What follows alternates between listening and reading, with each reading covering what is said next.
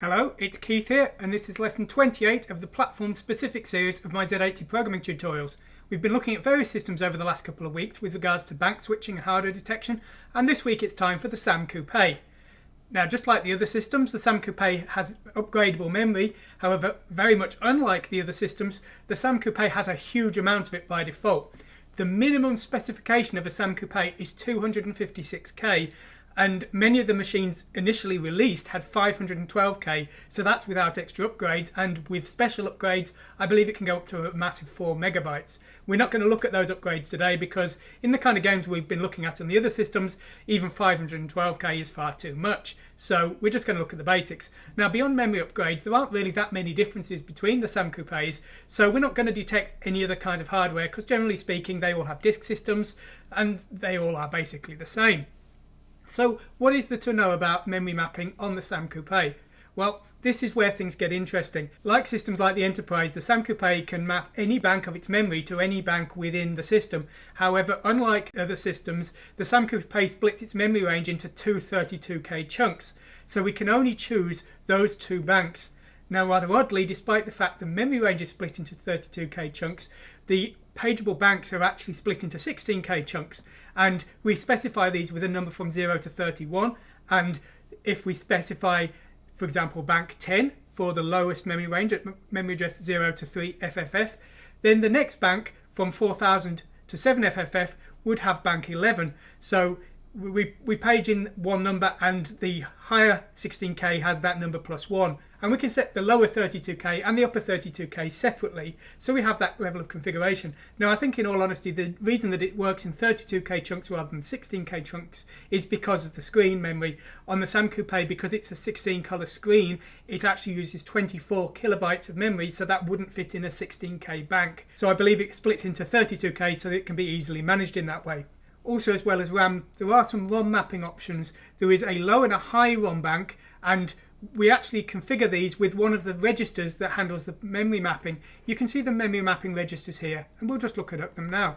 So the first one is at port 250, or FA if you prefer. This is the low memory page register, and this handles the bank ranges from 0 to 7 FFF. So as I said, if we set this to 0, then 0 to 3 FFF will be 0, and 4000 to 7 FFF would be bank 1. So we're always setting two banks and they're always consecutive numbers. But of course we aren't limited to just even numbers or anything. So we can set bank 0 to 0 or 1 or 2, and it's always just the second 16K will be that number plus 1. Now, as well as that, the low memory page register also handles ROM. We can turn off or on the low and high ROM, but rather oddly, to turn off the low ROM we have to set the low ROM bit to 1, but the high ROM, we set the high ROM bit to 0 to turn them off. So they're kind of backwards, I guess, based on the default maybe that is expected. There's also a rather odd option with regards to write protection. We can write protect the first 16 kilobytes of RAM. Why is this? Well, I think this is to do with the Sam Coupe's ZX Spectrum compatibility. The Sam Coupe can emulate the ZX Spectrum very well as its 16 colour screen, which is by far the best one. It also has a Spectrum style colour attribute screen, and by allowing the write protection of the first 16 kilobytes you can load in a ROM emulation of a ZX Spectrum, and of course the game won't corrupt the ROM because it's now read only. So I think that's what that's about. Now, there's also a high memory register which affects the memory range 8000 to FFFF. This also has some other options relating to a special colour mode, which we're not going to look at, and also external memory upgrades. As I say, it can go up to 4 megabytes, but we're not going to look at that either. The final register we do want to look at is the video memory register, which we can use to switch in different banks as our video bank. Of course, this is relating to if we want to do page flipping, where we have two different frames drawn in our memory and we swap between them, so we can show one and draw the other, and we just use that in exactly the same way, specifying a number here.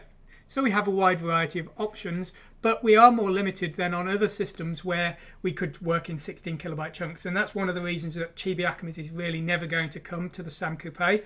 You see, in Chibi Akumas, the way the game engine works is there's a chunk of memory called the core, which does all of the primary functions. Then there's two chunks of memory for the two screen buffers, which are being drawn and being shown, and then the swappable bank is where the sprites are stored. Now, the problem with the Sam Coupe is, if you think about the video memory taking up half of the addressable area, and then you need to page in your sprites. You've paged into the other half of the addressable area, leaving no remaining addressable area for the 16 kilobyte core.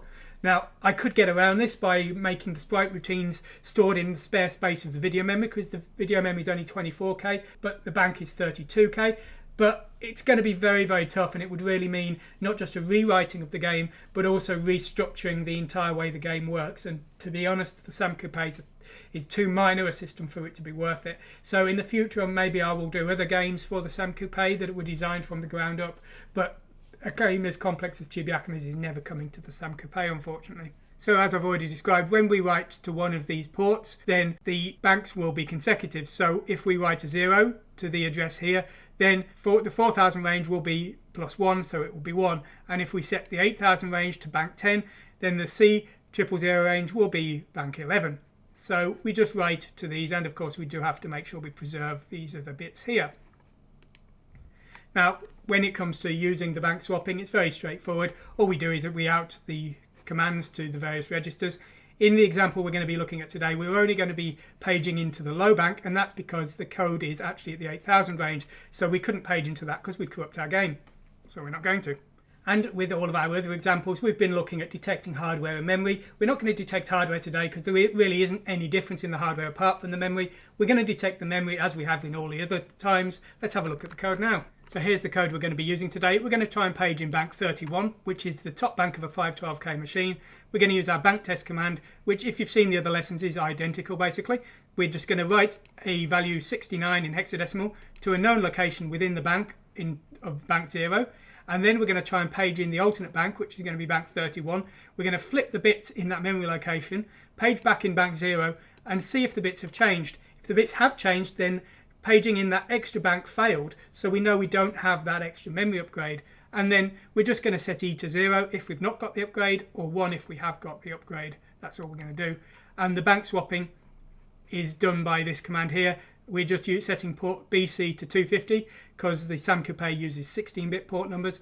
And then we're writing the bank number after making sure we've set the bit 1 here, which is to turn off that lower ROM bank, because in my tutorials we never use the ROM.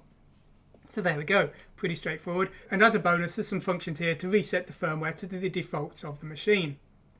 Okay, so that's all pretty straightforward. Let's actually have a look at it in action then. So you can see here the code has run, and as with every other time, we've got the hardware version and shown it to the monitor. And you can see that the E register is 0 here because we've not detected a memory upgrade, and we'll just confirm that later. And then what we've done next is we've paged in 3 banks. The 0 bank here, which still has the remnants of our test, and bank 1 and 2, which we've written some arbitrary values to. And you can see the code that's done that there, and it's all done with this generic set current command and these bank number definitions here, and these are pretty much constant across all of the tutorials. So if you just want a simple way to page in extra memory, you can just do so. But the bank base is at 0 on the Sam Coupe because, as I've said, the 8000 range is used for the code, so you have to be very careful with your interrupts on this tutorial. You've got to have interrupts disabled when you're doing this. Okay, so we can see the example work there, and if we just check our options here, you'll see we've got a 256K system, which is why that E is a 0. Now let's set it to 512K and run the tutorial again.